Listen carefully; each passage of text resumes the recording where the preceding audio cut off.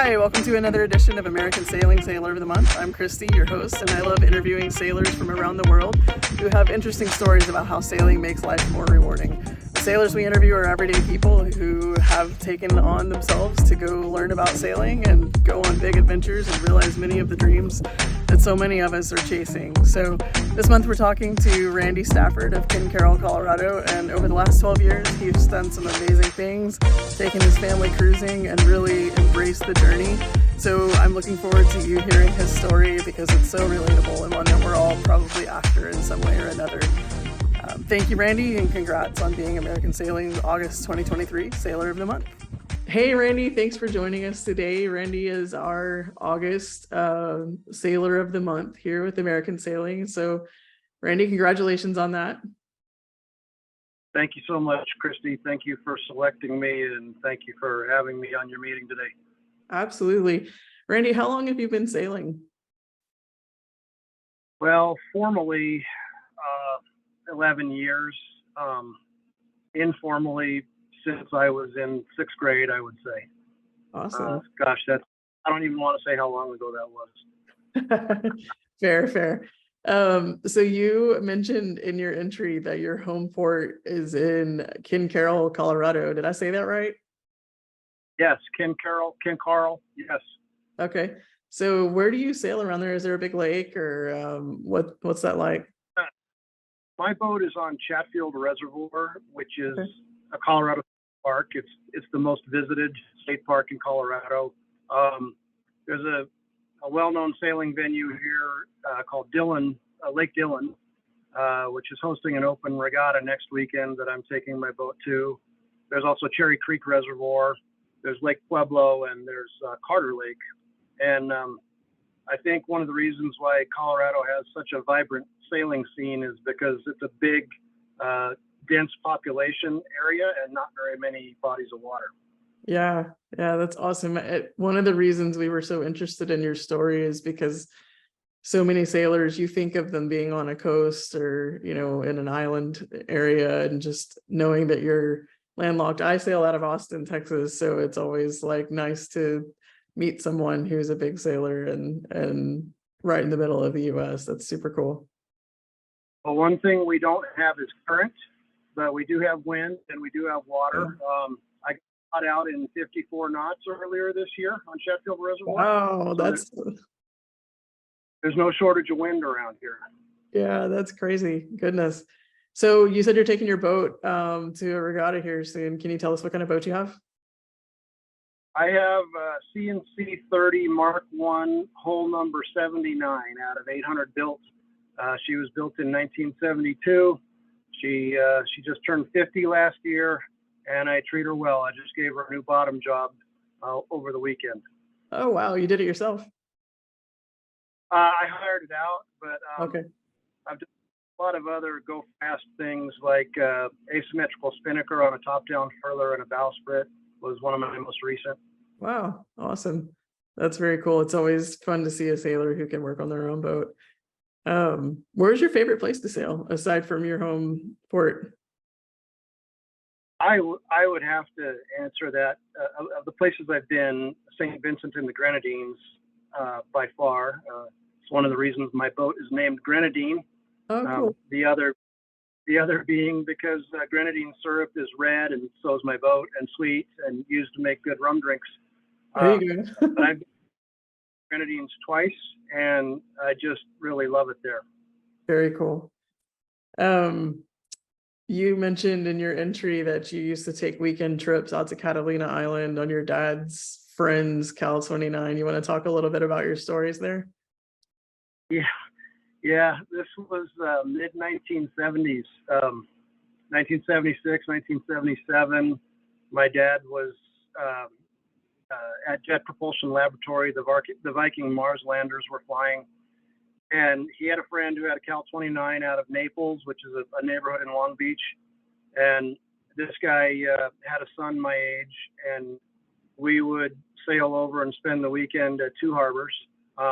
In the mid 70s, it was probably a lot different then, less spoiled than it is now.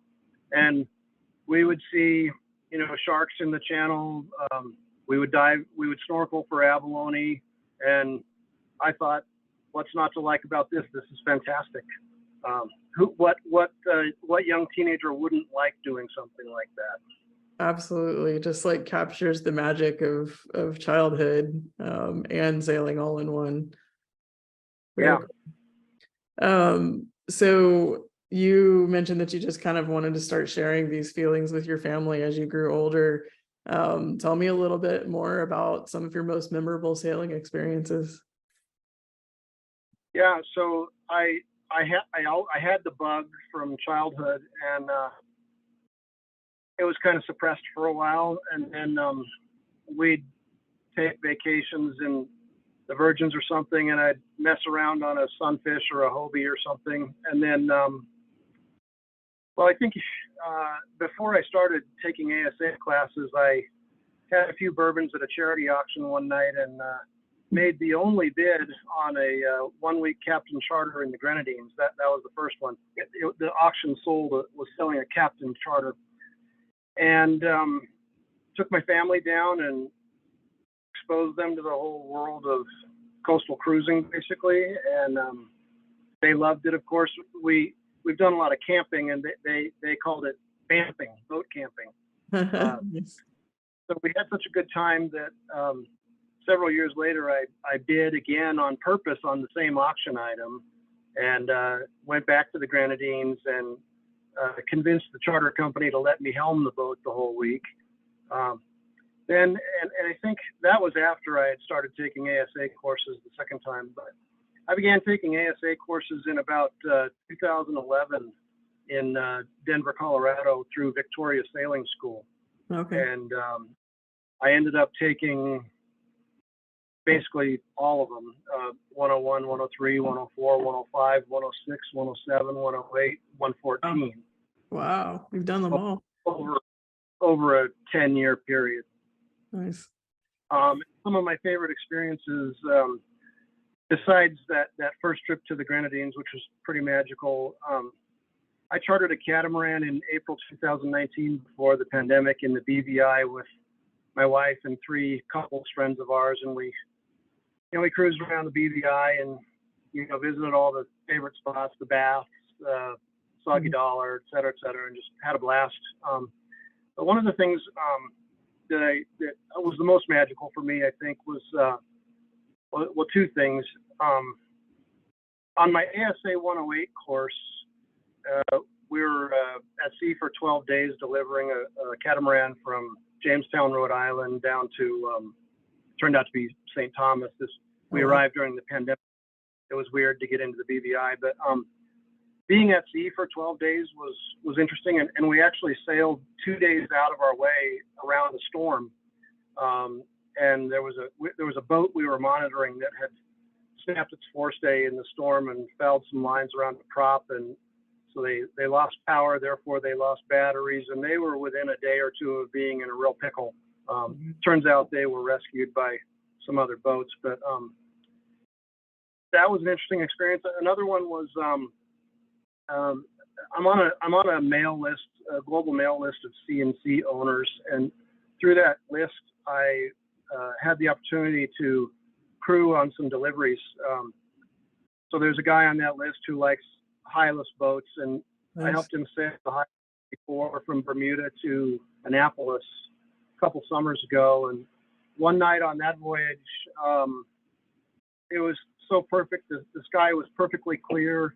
It was at least a half full moon with making a streak on the water, and we were on port tack close reach for about 5 days, going 8 knots or better, and have bioluminescent spray splashing up onto the foredeck at night, and we were sailing a constant heading towards Cape Hatteras because the Gulf Stream sets you north by a good 100 miles or so. And after a while, I got tired of looking at the compass, so I just lined up a certain star on the map and steered that on my watch in those conditions, and that was really magical.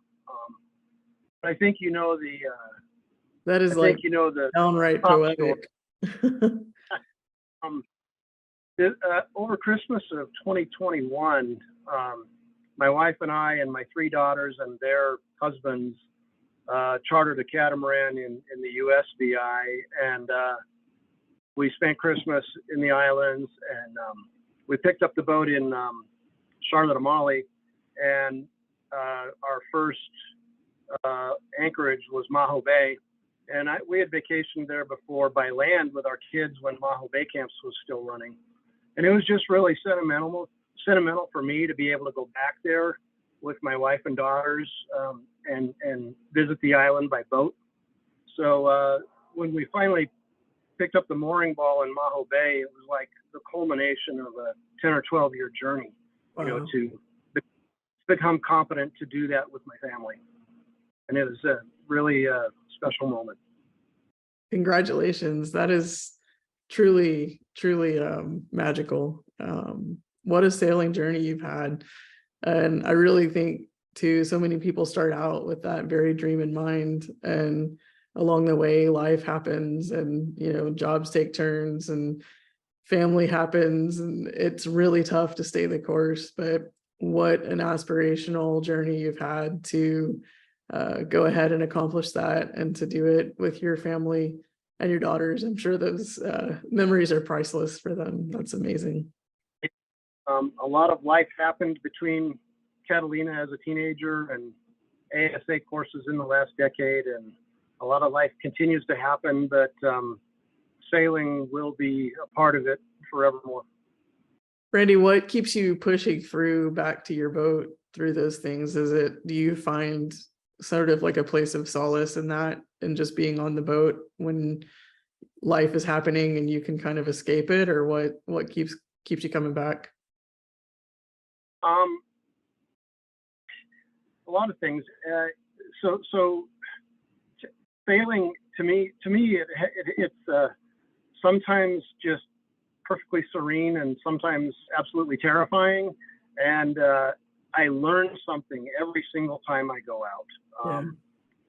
And right now, you know, racing on Wednesday nights, it's a good sort of midweek break for me and my crew of good buddies of mine, and we're in a competitive fleet, and we try our best to compete well and win. And so there's that competitive aspect of it for the local yacht club racing, but also the vacationing aspect. Cruising in the Caribbean is just wonderful. I haven't sailed very many other places in the world as much. I've day sailed in Valencia, Spain. I've sailed Catalina, California coast, but I like just the tropics and the relaxed lifestyle. And I also like the fact that you have to think. It's more than just pushing the throttle and turning a wheel. You have to understand a lot.